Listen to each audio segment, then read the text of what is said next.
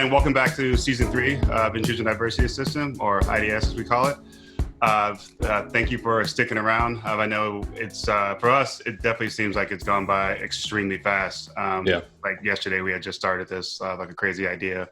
So definitely happy to be back, bring a new co-host, which we're definitely going to get to know her and hear her backstory later, or origin story, if you're a comic book fan.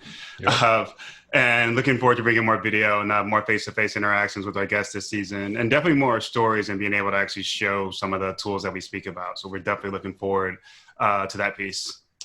So what's going on, Doug? What's happening lately? Not much, man. Got some good news I want to kind of talk about during the Share the Mic and Cyber segment. I get into that. But other than that, man, I'm just glad to be back. Season 3. Can't believe we're on Season 3 now. With us being so busy working and trying to do podcasts and families and stuff like that, I'm just grateful to kick off another season. And like I said, we have a new co-host, Sienna. Looking forward to having her input. And just ready to get this started, man. I mean, this is the first episode. We got some great guests for the next few episodes coming up. So y'all stay tuned. Most definitely. So what's happening lately? So I know last week was there were two events actually last week that's becoming a big commonplace actually, with virtual conferences happening. So with everything happening with COVID, many of the bigger conferences have gone virtual, just to naturally safety, Dr. Fauci's suggestion, I guess. But at the same time, there has been a kind of a benefit to actually being able to visit more of like the conferences you wouldn't be able to hit in person due to the fact that it costs money to fly and stay at hotels. So last week there were two big conferences, at least two that I took part in, Grimm and the DFIR Summit. So Grimmcon was put on by the company Grimm, not small, they're a consultancy company, mostly focused on like a lot of like ICS security. So if you ever check them out at the DEF CON villages, they literally have like this it's like a mock house, kind of like a mock house and mock neighborhood that are all like it's running off of SCADA. So you have this, they run a CTF with it. So the more flags you capture, you actually start to see lights flash on and off, which is an indicator of the services that are there. So let's say you're in like a garage area, the garage light flashes, the garage light goes down. That means the garage was open. Same thing with windows and like other like parts of this. I think there's someone else up there.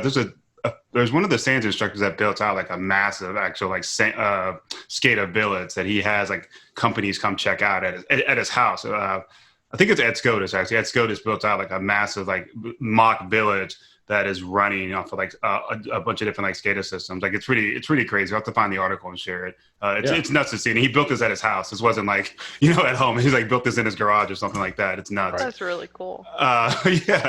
Grimmcon was cool. I ended up speaking there, spoke around like bringing, not too different from what I was speaking about last season, right?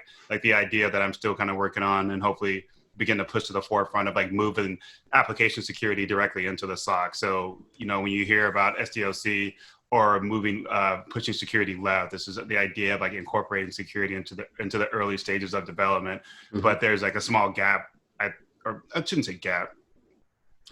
There's essentially like an overlook when it comes to like application security and security operations. Those are typically two areas of security. They operate outside of each other. I know over the last like year or so, most of the places I consult and work, I've been advocating to bring AppSec into security operations, so you can take some of that output from either like DAS and SAS testing and build some type of like monitoring and detection of signatures out of that, right? So you take whatever you get from your scanners, verify that inside of your lab environment, via that purple teaming essentially. So you're verifying that, but all at the same time, you're looking for events and artifacts within your lab environment, and you're turning around and converted that into like Yara signatures or whatever it may be, or whatever EDR you have in place.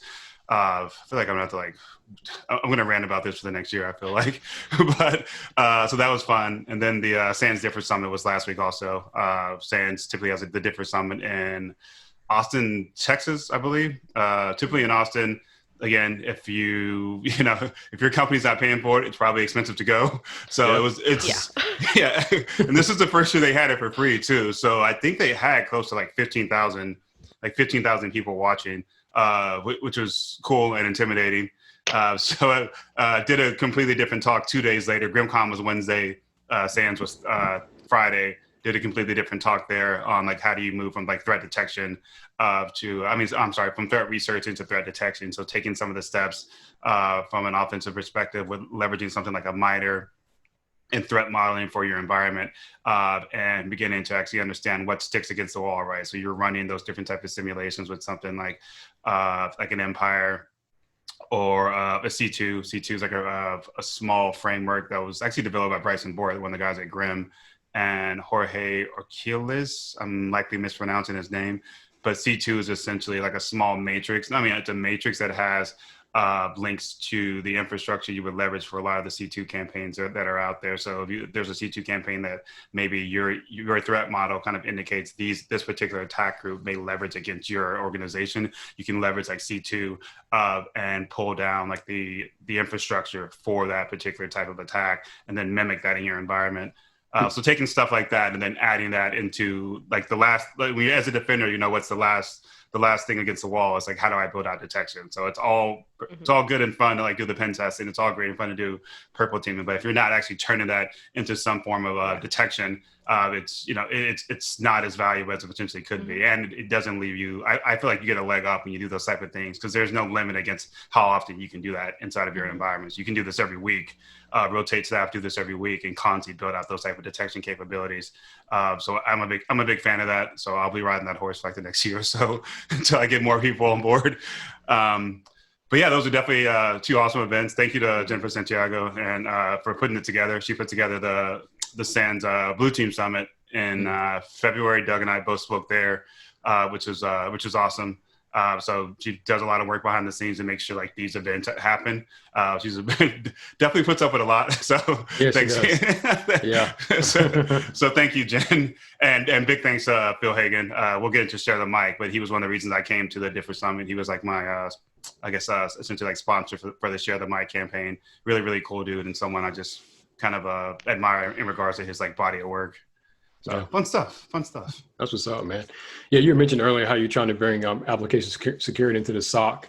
And also you were saying how a lot of the tools now allow you to like test inside your environment. I noticed that with a lot of cloud tools now, they have like scenarios that you can test in your environment to get that detection going and create custom detection rules and things like that. So it's kind of like stuff starting to blend together a little bit as we like evolve in cybersecurity. It's like, no longer blue team, red team is starting to become the purple team, and red teams are on the blue team side and vice versa. So that's actually pretty cool. So at some point in time, that skill set's probably going to be, close to being all one together at some point in time. So definitely see that coming down the pipe. Couple years.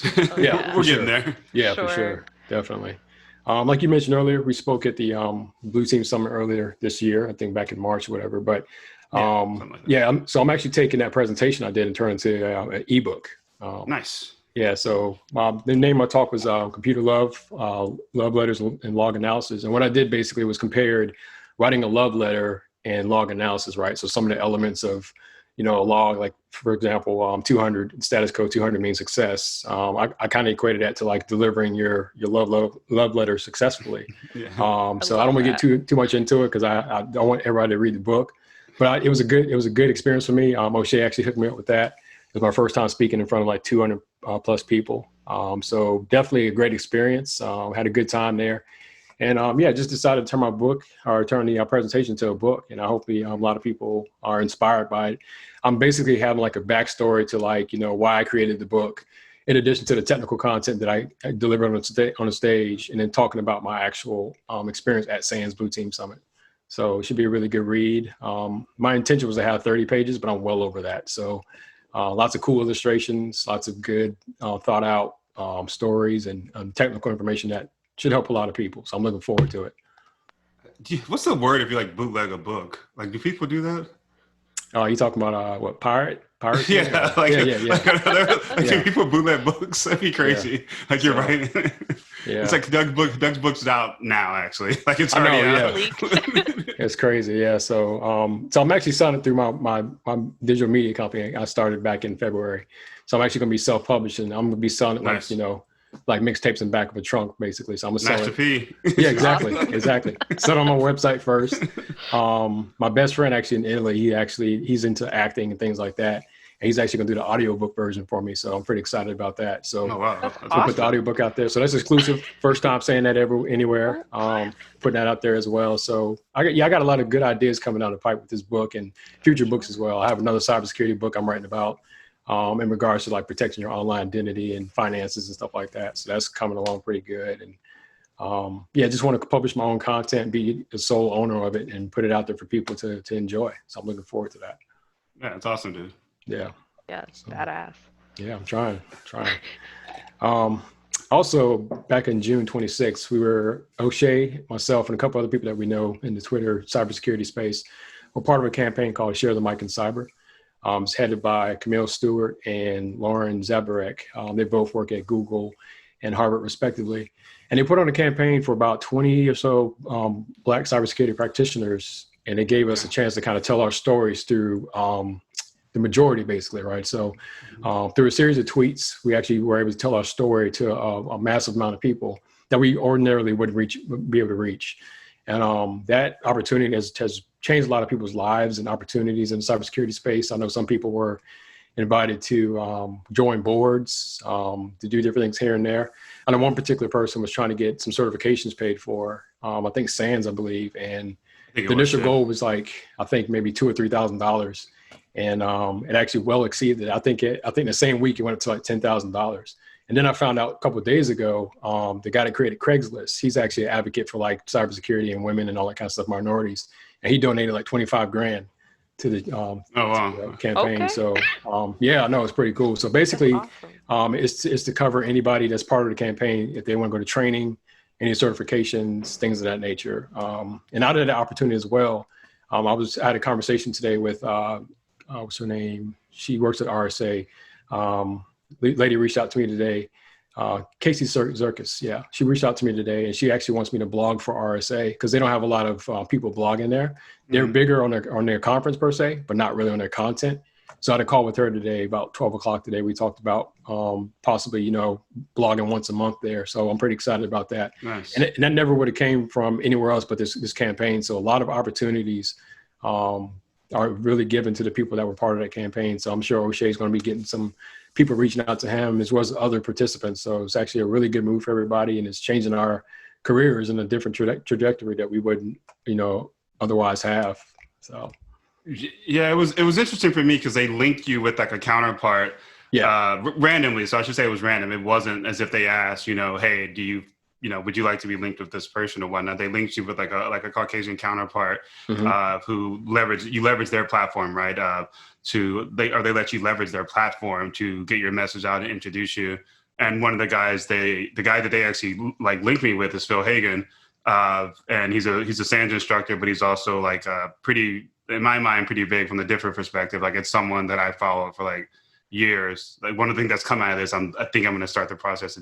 I'm on the fence of doing the SANS instructor. I've had a couple people ask about this, and I'm just like, I feel like that's it's a big dedication. Like it's a big commitment to like do that. But I mean, I've thought about it multiple times too, but we'll see what happens. But anyway, it was awesome to like kind of like speak with him and like one-on-one and actually like just kind of like, pick his brain about different areas, especially around like security. Like my background is mostly, pretty much like security analytics. I started out in the SOC, but the last like 5-6 years have been like incident response. So it's great to like talk to someone whose books you like actively read and like content you follow. And he's like a beast at it. Like definitely someone who's like, his work is something like I'm a big fan of. So that was that was awesome. Yeah. And I will say, like, if I haven't got back to messages, I'm slowly going to some of the messages I've gotten in response to like Share the Mic. So I think I'm almost through like some of my inboxes. So I'm crappy with responding to emails at times. So like, don't think it's, me ignoring you. Like if someone sees this, like, don't think I'm ignoring you. I swear. Like I'll get through this in the next like 2 weeks. It's just like, there's a lot going on right now.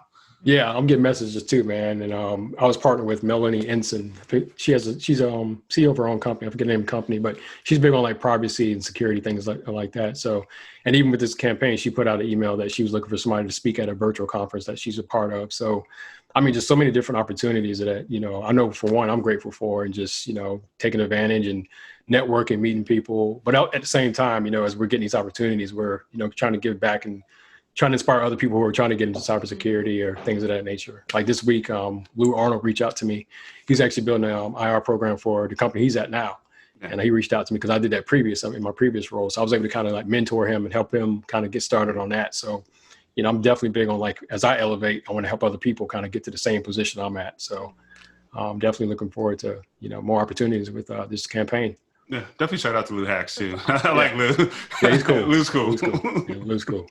Definitely. So. And I know we mentioned at the top of the hour there was a bit of a shift change, a new dynamic to the show.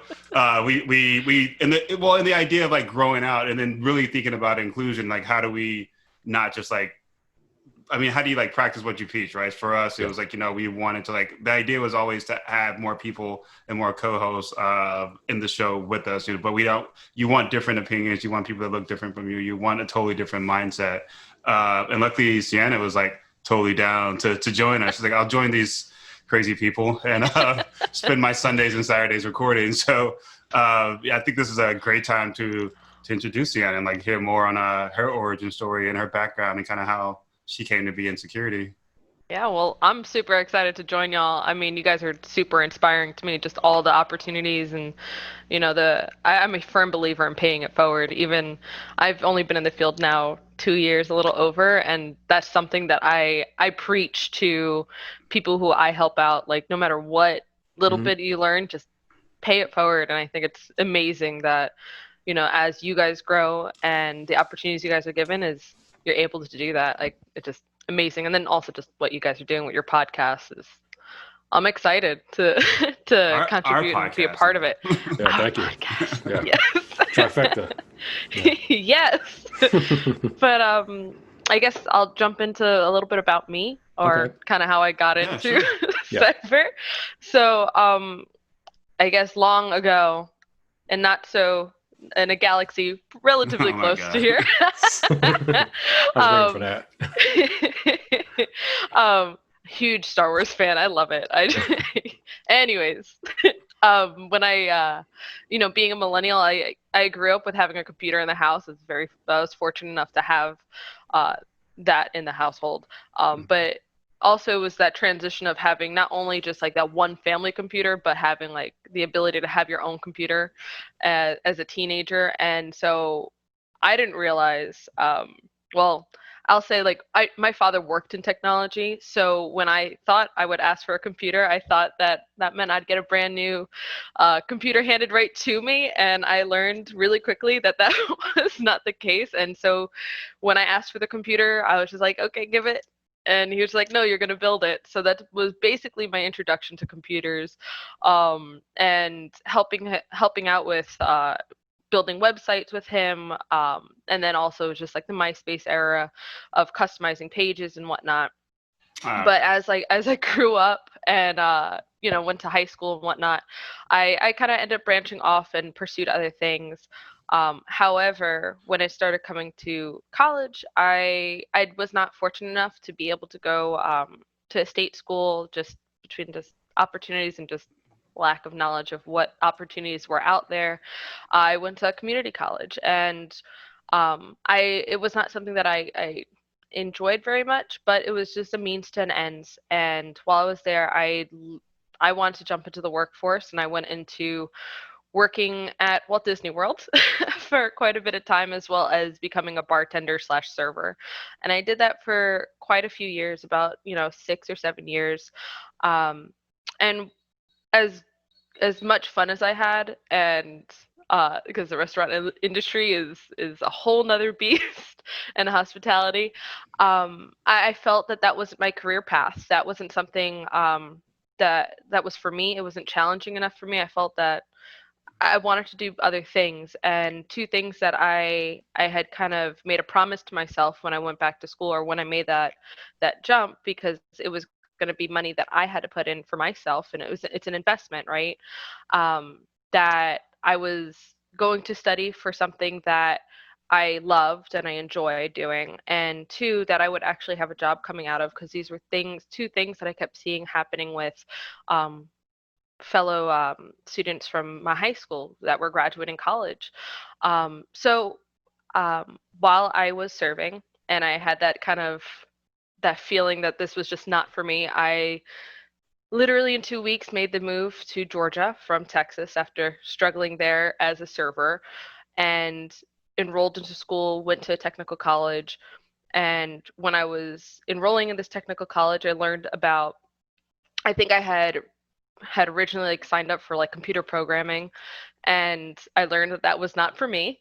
And I was introduced to cybersecurity. Um, and really, what actually caught my eye was forensics. I always had a fascination with forensics in general, just like cold cases and Dr. Henry C. Lee. Just I love it. So when I Wait, learned what that is there was that? Dr. Henry C. Lee, he's like the one of the top forensic psychologists in the world, and he actually has Oh, worked on hundreds of thousands of like of cold cases. He actually worked on, I think, the OJ case, I believe, if oh, I'm not all right. mistaken. Something Yeah, new. Something new. yeah, uh, yeah. It's just something that I loved watching and learning about. And so when I heard about computer forensics, that I was just like, hold on, there's forensics in computers. Like there's all this data, and it made sense. So I made the jump and I went into cybersecurity, and I started looking, started becoming, started participating in a lot of activities, and one of them being a cyber team. And I participated in the SECCDC, which is the Southeastern uh, Collegiate Cyber Defense Competition, and they have a national level, but I was in Georgia, so it was the southeast region. And in that, I had my basically just my mind blown as to what cyber team, what real life cyber defense, and the the the attack and defense aspects of what how cybersecurity is. And because at that time I had just read it in a book, and actually being able to get hands-on experience, I was wowed, and it was basically like love at first shell. From there, I started going to more local meetups, whether it was like DC 404 or 2600 here in Atlanta, um, and just start participating in at King of the Hill. And one thing I will mention is, outside of that, to get to where I'm at now, is because I was at a technical college and I didn't have a 4-year degree, I busted my butt to network and get myself out there and not only build my skills, but I knew if I wanted an internship and I wanted to make that jump, I needed that extra like oomph to my Right. resume, because something I had learned relatively quickly was with just only, not only with the even though I added the activities of participating in cyber teams and whatnot, all these other things that I was doing, um, only having a 2-year degree was throwing me into this HR black hole, and my application would never be seen. And so I busted my butt and started networking, and I got the opportunity to network, to intern with the company that I'm at now. And so while I've been there, I've had the opportunity to participate in various sides of cybersecurity, whether it's vulnerability management, risk assessments, helped out with the IR team, and currently now I work on the pen testing side of things. Nice. So that's kind of where I reside on the offensive. Well, not kind of. That's just where I reside Yeah, it's a currently. lot of So experience in a yeah, short period of time. yeah. Yeah. I love learning. I really do, and any opportunity I get, I think this has definitely helped me. Is no matter what it was, even if it was something that I learned I didn't like, at the end of it, I knew if I didn't get my hands on it, that it just it broadened my horizons. It helps me be better in the position that I would want to be in, or the position that I am in. So just always being the person that's like doesn't mind getting their hands dirty, or like just jumping in to do something that somebody else didn't want to do, just definitely helped me with my work, and it's my work ethic. So And you mentioned your dad kind of got you started into oh information yeah, technology. So who was did you have someone in security that you were looking to that was that you kind of I know some people there's somebody you meet online or hopefully in yeah. person that you like, hey, I want to do what that person's doing. Yeah, actually, one of the guys I met after I joined the cyber team, like I said, I went to like a 2600 meetup, and that's when I learned about like Net King of the Hill. And one of the guys that was there, he actually ended up becoming my mentor, but he had showed me, I think I cannot remember her name, Georgia. Oh, I think it's Wordman. W. Yeah, she Yeah. has that penetration testing Yeah. book, and he was showing me it, and I was super afraid to talk to anybody. I just wanted to be in my own little corner, and we kind of didn't really have a great first interaction because he asked me like, how do you read a file on Linux? And I was like, in commands on a Kali, and I didn't know what to say, and I was like, I don't know. Is it something? And he goes, it's cat. I was like, I knew that. And in my head, I was just like so upset because I was just so Don't be I ashamed. didn't want A to. lot of people don't Yeah, know that. but it Yeah. was just like for me, I was just like, it was one of those things I wasn't used to. At that point, I was just starting to get out there and talk to people, and it's funny because as time went on, we end up being at the same meetups, and I would just kind of sit in the back corner, and he ended up greeting me on my first day at my company, and he just happened to be there, and I was like super shocked. He was just like, "Hey, Sienna," and I was like, "Hey, Zach, that's you." And yeah, he basically became a mentor of mine and has helped me tremendously. Still is a mentor of mine. So he was probably one of the first people in cyber um, that like showed me all these different resources and you know and actually like guided me with the resources because there was some things that I had found on my own but I didn't know where to start. There's so much out there now, Yeah. and I mean Yeah. especially just starting there, it's amazing the amount of resources, but it can be overwhelming. So yeah, I was very lucky to find a mentor locally, and yeah. That's awesome. So a lot of people, when they hear cyber, they immediately want to jump to pen testing. Like, I want to get into pen testing, True. immediately. What are some of your Yeah. career aspirations as far as like where you see yourself, down the line, or, where you want to be at? Yeah, so I love penetration testing. I do. I do see myself. I like being as technical as I can. Hmm. Um, but I do see myself in the future becoming less technical, and I don't even know what position it would be. It might not even be a position that's made is exists now because I mean the last Yeah. few years there's all these new roles that are just popping out that didn't exist before, right? Hmm. In various industries. Yeah. But I would want to be somebody who's able to communicate with really just teach about like cyber like security awareness, quite honestly, whether that's translating it to companies and being like a liaison or of some sort, or being teaching people online how to, kind of similar to what you're doing, Doug, teaching people about how to protect yourself, because Yeah. I'm somebody who believes not only in the job market but that you yourself are your own business, and Hmm. especially if you have any sort of online presence, that you kind of have to act as such. Right. And so really just kind of teaching that, and maybe it's just because there's certain things that you become, I guess, when you're in cybersecurity, kind of skeptical of doing, and you're Oh, very yeah. careful because you're aware of certain Yep. things, and where your data is and what that information can do. Yeah. So really, just teaching that, maybe be less technical, but I think that a lot of the technical experience helps you convey that to people, and really being able to show, like, I mean, in my work, it's really being able to communicate with different business units, why there's why this vulnerability is so critical, or why it needs to be patched in a certain like time frame.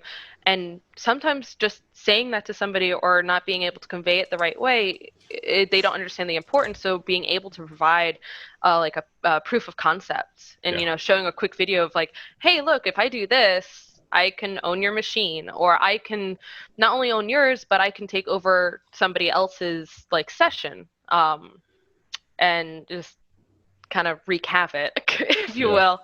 will. So yeah, I would want to be at somewhere where I can help more people, and I do also believe to an extent that um, you could really be at any level to do that. So I don't know if that would be my whole job or if I would just Mhm. continue just doing that, because I think that's when you're in security, you end up teaching a lot Yeah, about you do. security, no matter what your role is. Right, So because you have like interns that come in, and then junior level people that come in or whatever. yeah. And if you've been there for a while, they rely on your experience or whatever. Mhm. So, as you're learning this stuff, you're teaching other people, and that's a good indicator of knowing that you know what you're talking about. Basically, is when you Yeah. can help somebody else grow in that skill set and obtain that skill set, and help them out in their career. Oh And yeah. I know we mentioned it before, but like cyber policy is probably like an area that may be like that key Hmm. kind of like sweet spot that you mentioned, where Yeah. you're technical, but you're not working on the technical aspects, because that's not just from a public sector perspective and government side. There's a lot of companies out there that Yeah. literally that pay, not to go about the money part, but they pay a lot of money to have someone come in and kind of like, Doesn't hurt.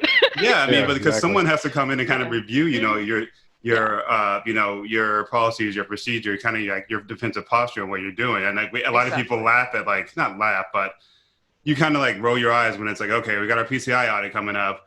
Those people at PCI, like those QSAs make bank. Like I know like two dudes that do that. I mean, and they are technical. They're not like idiots. It's because they tell me like hilarious stories of like people trying to BS them, like during the audit. Like, yeah, I mean, yeah, but like there's a lot of I mean, not just like from a PCI perspective. You think about high trust audits. Yeah, like high trust, trust, or the new what is it? CS. What is the new DoD certification? It's like SMMC or MS. It's like a new DoD certification. It's like it came out this year, but there's not like a lot of individuals that totally understand that, like as right now, in 2020. So by 2021, 2022, you'll likely see a lot of companies like smaller defense contractors or bigger defense contractors, and companies that are looking to move towards that versus, hey, do I need to go for my PCI if I have this like DoD standard? I mean, this DoD accreditation, right? So like, and there has to be someone to kind of tell them, hey, this is how you get there. And you have to speak both languages. You have to speak technical and you have to speak risk, which is kind of like the culmination of what information security is. It's all, at the end of the day, in my mind, it boils down to risk. Now, whether that risk is from a technical perspective or something outside that based upon your business is another conversation. But at the end of the day, it comes back down to risk. So if you can identify that and speak to that from a technical perspective, there's probably, a lot of money like being like a policy advisor. Yeah. And even with that, like I know a lot of the vendors have the software built into their systems where you can actually have audits automated, but also, like a checklist as well. So that's something that's coming down the pipe for a lot of companies, is that if you have compliance coming in, or, the PCI, whoever, they can actually go to this portal and kind of look at your current status on all your, your environments basically through this particular checklist. I've seen that a few times. Oh yeah. Yeah. And I know one of the questions, which is, you'll probably hear this a lot, super generic, but we tend to ask our guests, and we're like, but it's deep. It's deep. As we're wrapping things up, it's typically, if you put on your future hat, but if you had to, write a white paper kind of describing your life, what would the title of that white paper be, and kind of what would that consist of? Mine, it would have to be the label me ambivert, quite honestly. That's something that, to me, it was when I realized that I kind of identify with that kind of personality type, and I don't know, I'll just explain. Ambivert is supposed to be like that mix I don't know what it of. I'm just nodding my head. Like the best thing to do when you don't know is just nod your head. I know what it is, because I'm kind of like that too. So. Yeah, it's like the kind of the mix of like the extrovert and introvert. And there was something like me and my best friend, this is kind of, I don't know if it's TMI, but me and my friend, we were having this conversation once, and we're like sitting by a lake, and we kind of realized that, like, for me, I'm like an extrovert, like trapped in an introvert body, and she was like the opposite. And it just kind of helped us like realize like communication and relationship things. And when I kind of came to that realization, I was just like, wow, like, it helped me a lot, quite honestly. And I think that that's something that is important, because I think how it can apply to like cybersecurity is you don't have to be a certain way. You don't have to be extremely outgoing. You don't have to you don't have to be introvert. And when you hear kind of like introvert, you hear sometimes people have that connection of, being kind of like hermitish or and in cybersecurity, it's usually like the bad guy that's in a basement with a hoodie and in a dark corner and like doesn't barely sees the light of day or whatever. And that's not always the case. I mean, here we are like proving that you don't have to look like that to be in cybersecurity by any means. And like for me, once I'm comfortable, I can be extremely extroverted and you can't shut me up. But something like, joining the podcast helps me, flex that muscle and helps me, practice what I preach of, paying it forward to other people. I think that's extremely important. I'm very much a face-to-face IRL person. So me being on any form of the internet and actually like voicing anything is I'll say is kind of alien to me. It's for me, I'd rather just be in a corner, the virtual corner of Twitter and just like lurking and watching people post as opposed to actually being out there. So I think it's something that's important, and you don't have to be like the loudest person in the room. You don't have to be anyway. You be yourself and be consistent. 100%. And so, I think it's important. But yeah, that's what I would label it. I'd label my white paper, label me ambivert. You remind me of a story when you said how like we don't all look like people in our field. So when I was taking my GCFE back in 2016, I took it at a local community college or whatever. And I walk in there and the proctor, she sees my paper when I'm taking, and she clutches her chest. She's like, "What are you doing?" I'm like, "I'm in cybersecurity. I know I probably don't look like it, but I am in cybersecurity." Like, I don't know if she thought I was there for a GED test or whatever, you know what I'm saying? But it's just, you kind of go through that sometimes where like, you don't look like XYZ, but, with this podcast, Share the Mic and Cyber, Women Cyber Jitsu, all that stuff, we're trying to break the mold and the norm of like people who don't look like a certain stereotype actually, kind of crushing it out here in cybersecurity. So. Yeah, it's something that like I for sure was naive to. Because I have a Latino background. My father is in tech, so I just thought, and I grew up in New York, so just a melting pot of people. I was always around people that didn't look like me, didn't come from the same background as me. So even when I made the transition to cyber, and I'll say I'm very lucky to be on a team that is very diverse, whether it's in age or backgrounds or gender.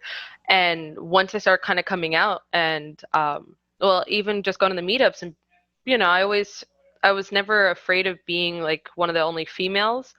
But once I started realizing that, different ethnicities weren't being represented, or people don't have the opportunity, I was like, okay, something needs to change. And especially giving back to people, but I for sure, I think it's important to provide those opportunities to those demographics for sure. I mean, because you have, I think O'Shea, you said this before, it's like sometimes you have to be the change that that you want to see, and that's the case. Right. And to go on your topic, or go back to something you said, which I find like there's like a running like counter narrative to this, but when you think about like the hacker of logo, or hacker monolith or whatever, a guy in a hoodie in a basement, if you read some of the even the Cliff Note version of like the Verizon DFIR report, like you saw there was like a huge increase in like organized crime related to like some of the attacks that have been, at least that they capture, right? Like out of all like the data breach and what is it, data breach and investigations report? Yeah, data breach and investigations report from Verizon. There was a huge uptick in like organized crime participating, and a lot of the hacks and breaches that are like going down. So it's not necessarily like dude in a hoodie, with a keyboard. It's like some old dude with like a cane with like one guy breaking kneecaps and another guy to his right, like on a computer, like, and the guy that's breaking like that sounds kneecaps. like a dope movie, man. I know. It's like, why aren't you making it? You're not bringing in as much as Sabio over here. He just put ransomware on this hospital. He's like, Boom. what are you doing? Get out there and earn for Decap. me. Right. Gone. Yeah. So like, it's like it's a change in the world. Like when you like, especially with that aspect, because that's like true. I mean, unfortunately, it's I don't think that's gonna. I don't see that dynamic like slowing down or those statistics going down over the next couple of years. Because if I'm like, let's put on whatever bad guy hat. If I run an organized crime group, the likelihood of my guys getting caught and going to jail for like cybercrime is much lower, especially if I'm outside the US. Like how much does it cost to like rent out some server space or like some hard servers in like Indonesia or something like that, and then hire some people online, have 1 or 2 people in your crew look for people online and then pay those people, so slowly leak money into whatever accounts and ID your targets from there. Like it's a much easier operation than having your guys go out and rob, diamond trucks or whatever, boost like armored cars or whatever it may be. Like the risk is like drops drastically if you're just hiring a bunch of hackers to do some stuff for you. I mean, your return may it's a much longer return on like that investment, but once you get like I'm not advocating for this. Once you got a solid group and a solid crew, like you can probably do some damage if you got some money behind it. Yeah, don't try this at home, kids. Yes, please don't. Yeah. And also, thank you for sharing your stories. Yeah, I'm definitely looking forward to like having more your input throughout the season, and also it's great to have like that different dynamic from like Doug and I both practice on like the defensive, not practice, but operate in the defensive world. So having someone that is coming from a pure offensive perspective is I think that's gonna be dope. Yeah, I'm excited to see where the season goes, especially with being able to, be that person. Exactly. So, yeah, with that being said, thank you for joining us. Thank you for being a co-host with us. We have a couple more episodes coming out pretty soon. We got some dope guests that we interviewed, and this is a great great session here. And we'll see you guys later. Thanks for listening. Yeah, thanks. Bye. Have a good one.